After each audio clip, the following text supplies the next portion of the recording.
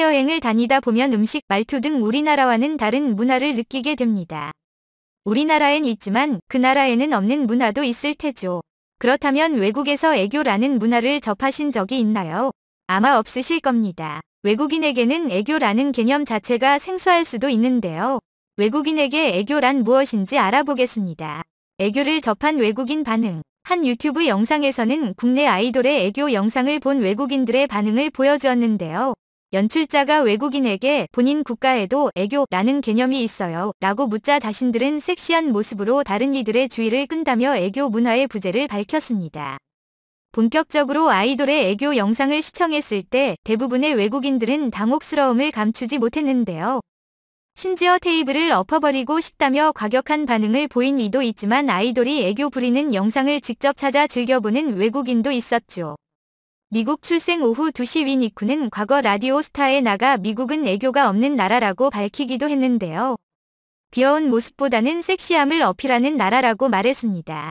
또 다른 외국인 연예인 줄리엔 강은 캐나다 출신으로 한국에 와서 가장 적응되지 않았던 문화가 애교라고 말했습니다. 애교는 아기들만 하는 것이라고 언급해 문화 차이를 체감할 수 있었죠.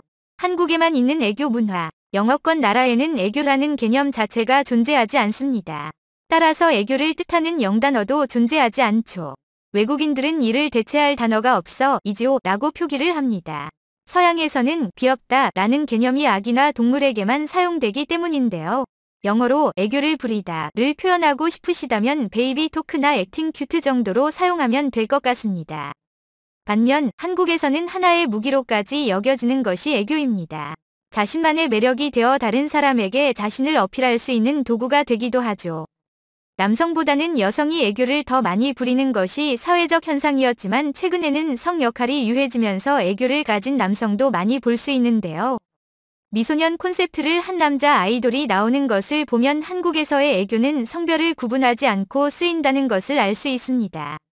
왜 이해하지 못할까? 그렇다면 그들은 왜 애교 문화를 이해하지 못하는 것일까요?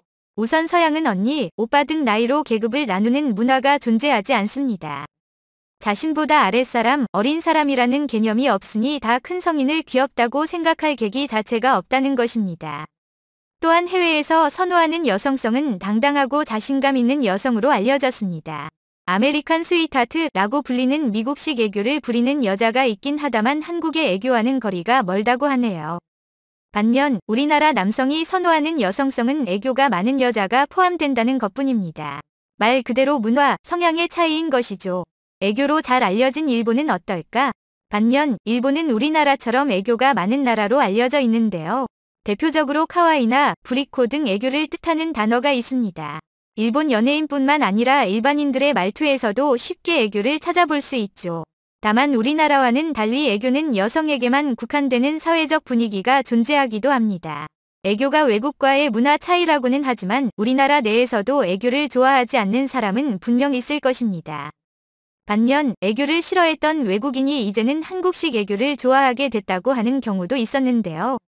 한국인이든 외국인이든 개인의 성향에 따라 애교에 대한 반응이 다르게 나오는 것이죠. 여러분이 생각하는 애교 문화는 어떤가요?